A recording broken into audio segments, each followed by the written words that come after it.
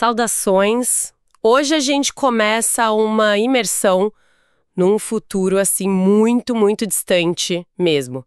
Temos aqui uns fragmentos de Imperador Deus de Duna, que é o quarto livro, né? Aquele volume monumental da saga do Frank Herbert. Isso. E a gente está falando de mais de 3.500 anos depois dos eventos do primeiro Duna, sabe?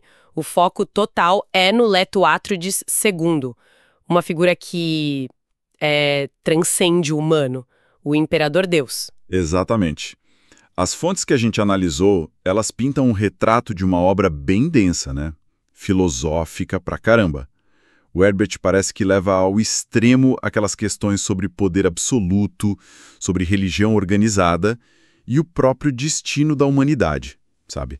Tudo isso está encarnado nesse tirano quase imortal. A nossa missão aqui é tentar destrinchar um pouco dessas ideias, desses personagens que aparecem nos trechos. Certo, vamos então mergulhar nisso. O prefácio do filho do autor, o Brian Herbert, ele já dá um toque, né? Que este livro tem um peso diferente, quase como se exigisse voltar, olhar com mais calma. É como se o Herbert pegasse os temas dos livros anteriores e, sei lá, amplificasse num nível, nossa, quase inimaginável. Sem dúvida. A ideia central é essa fusão bem radical do humano com o não humano, sabe? A criação, assim, deliberada de uma divindade viva, um déspota, que guia a humanidade por milênios. Um conceito que, segundo o próprio Herbert sugere nos textos, talvez seja até mais perturbador do que aqueles perigos do carisma messiânico que a gente viu com o Paul Muad'Dib. Ah, sim. Aqui o controle é absoluto, né? E a figura central, ela é quase irreconhecível como humana. Então vamos começar por ele mesmo, o Imperador Deus.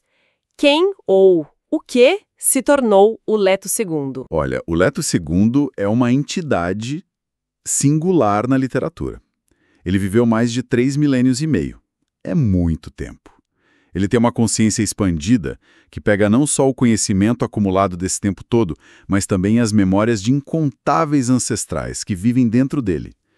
Ele até menciona, né, ouvir outras vozes de avós, até a presença constante e bem crítica do pai dele, o Paul. Nossa. E junta isso com a presciência dele, aquela habilidade de ver múltiplos futuros possíveis, aí a gente tem uma mente que opera numa escala temporal, cognitiva, assim, vasta. E essa transformação física que os textos falam, não é mais uma figura humana, certo? É uma metamorfose bem drástica. Humana, invulnerabilidade a ataques normais e uma longevidade que, desafia a morte. Mas o preço foi perder a forma humana gradualmente. Os fragmentos descrevem como, no início, ele ainda tinha uns traços reconhecíveis. Mas com os milênios, ele virou essa criatura pré-verme, colossal mesmo, precisava de um coche real exiano para se mover. A humanidade dele está mais na consciência agora do que na forma física, sabe? E ele governa um império que pega galáxias inteiras. Pra quê? Os textos insistem muito nesse tal de caminho dourado. O que isso significa na prática? O caminho dourado é a obsessão dele, a justificativa. É garantir a sobrevivência da espécie humana a qualquer custo. Ele usa o monopólio absoluto que ele tem sobre a especiaria melange, que é a chave para a viagem espacial, para a longevidade, para impor a chamada paz de Leto. Paz de Leto. É uma estagnação forçada, um controle tirânico que ele acredita ser o único jeito de evitar que a humanidade se autodestrua. Ou seja, aniquilada por alguma ameaça futura, que só ele consegue prever. Como ele mesmo diz nos diários que a gente analisou, o caminho dourado é a sobrevivência da humanidade. Nada a mais ou a menos. Simples assim para ele. Sobrevivência acima de tudo, então. Mesmo que isso signifique milênios de tirania. Um controle que usa a especiaria como recompensa e punição. Isso deve gerar um ódio profundo, né? Ele tem total consciência disso. Ele reconhece o ressentimento universal que a existência dele provoca. Mas ele encara isso como parte do fardo, sabe? Parte do presente que ele está dando para a humanidade. Ele vê o poder dele e essa paz forçada como coisas inseparáveis. E um detalhe interessante. Arrakis, o planeta deserto, a fonte da especiaria... Duna, né? Exato, Duna. Foi transformada sob o reinado dele. Virou um mundo vergejante, quase todo. Exceto por uma área pequena, o deserto Sarier, que ele mantém como santuário pessoal. É um paradoxo visual que reflete bem a natureza do governo dele. Mas essa paz imposta, claro que gera atrito. E é aí que entra a Siona Atreides, uma figura central nesses fragmentos que a gente está vendo. Sim, a Siona.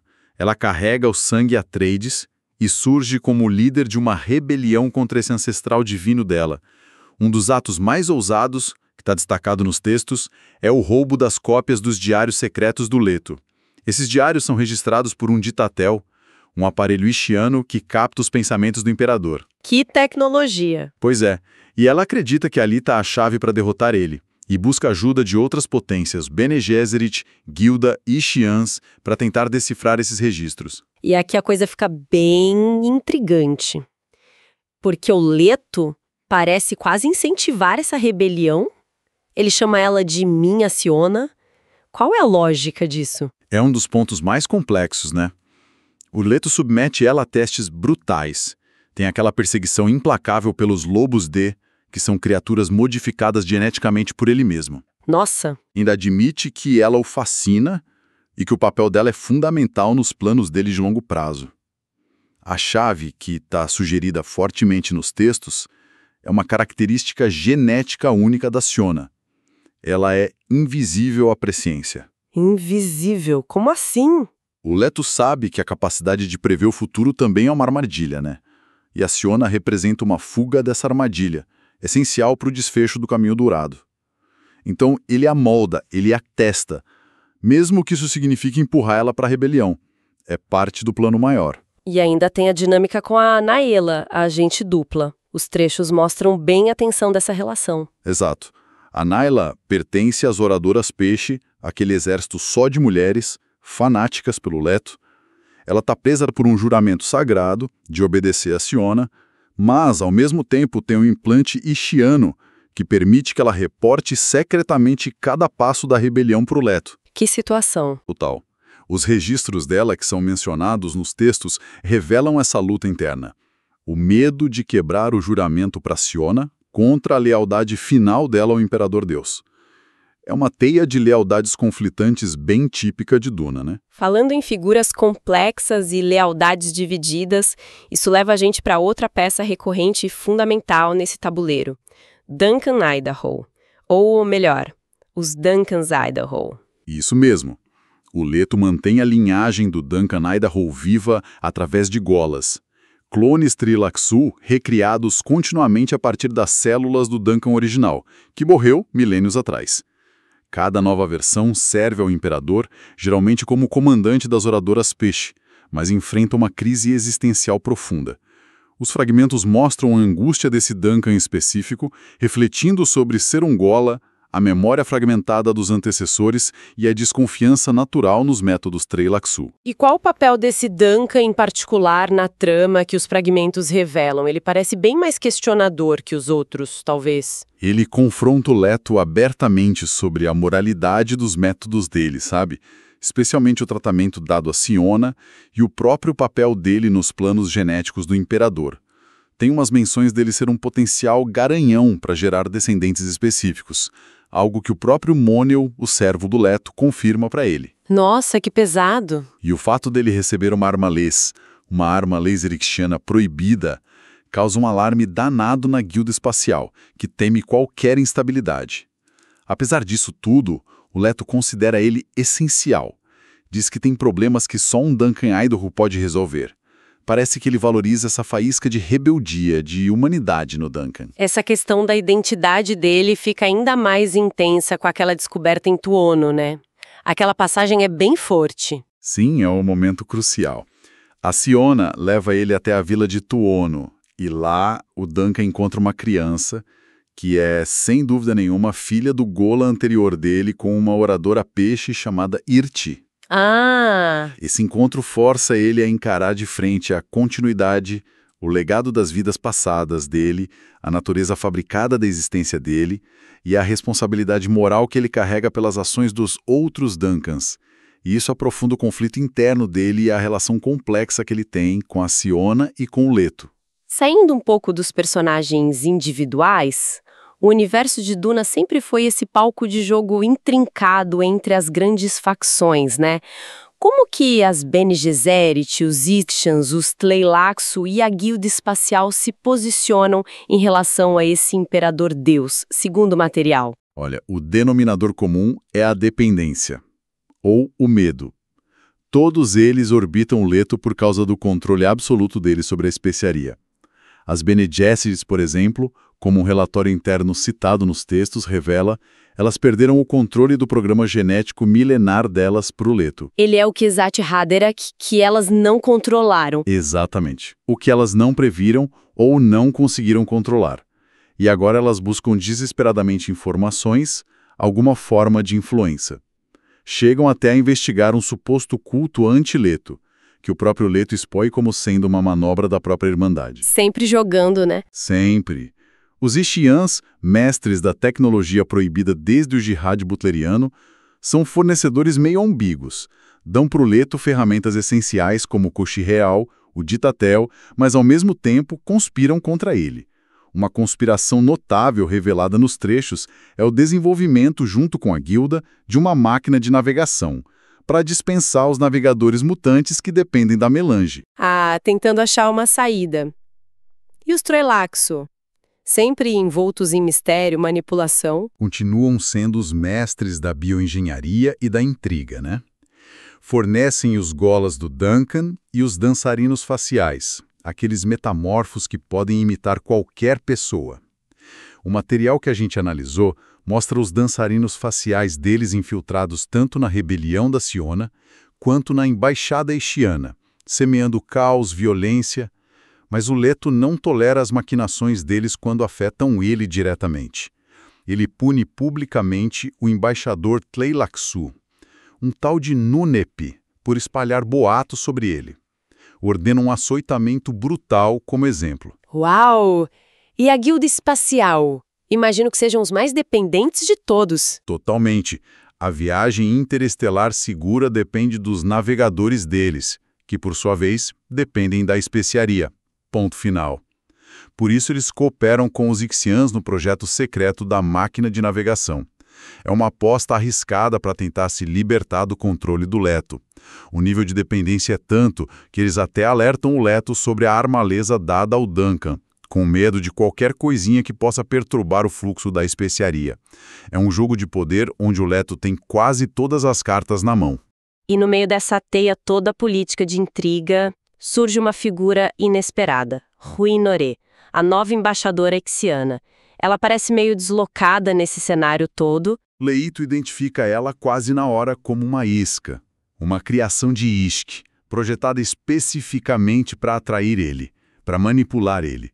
Isso fica claro no interrogatório inicial que ele faz. Só que a Rui tem qualidades que vão além do propósito original dela. Uma honestidade quase desconcertante, empatia genuína, uma aversão à mentalidade puramente mecânica, calculista. Para o Leito, ela encara o oposto daquela atitude máquina que ele combateu no Jihad butleriano e que ele vê como uma ameaça para a humanidade. E o Imperador Deus, essa entidade de milênios quase não humana, ele se apaixona por essa isca. A conexão que os textos descrevem é bem poderosa. É talvez o maior paradoxo emocional do livro. Ele desenvolve um amor profundo por ela, como ele mesmo confessa para Rui, como um homem ama uma mulher. Ele reconhece a tragédia da impossibilidade física dessa união, dada a forma monstruosa dele, mas encontra nela um alívio para a solidão de milênios. Essa é uma solidão inimaginável. Exato. A existência dela o torna vulnerável. Aqueles que amo são fisicamente vulneráveis, ele reflete, mas também o humaniza de um jeito que nada mais conseguia.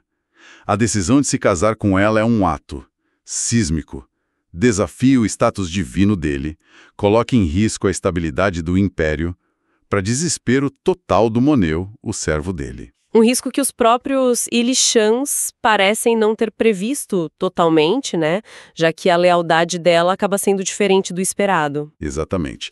A Rui demonstra uma fidelidade à verdade e ao Leto, que supera a lealdade aos criadores extianos dela. Ela parece entender ele num nível único, sabe?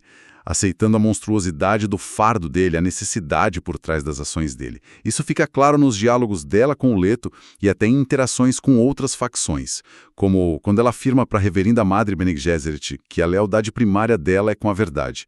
Ela não é só uma isca, ela vira uma confidente, um espelho inesperado para o Imperador Deus. Essa relação complexa e todos esses fios da rebelião levam a gente para o clímax descrito nos fragmentos.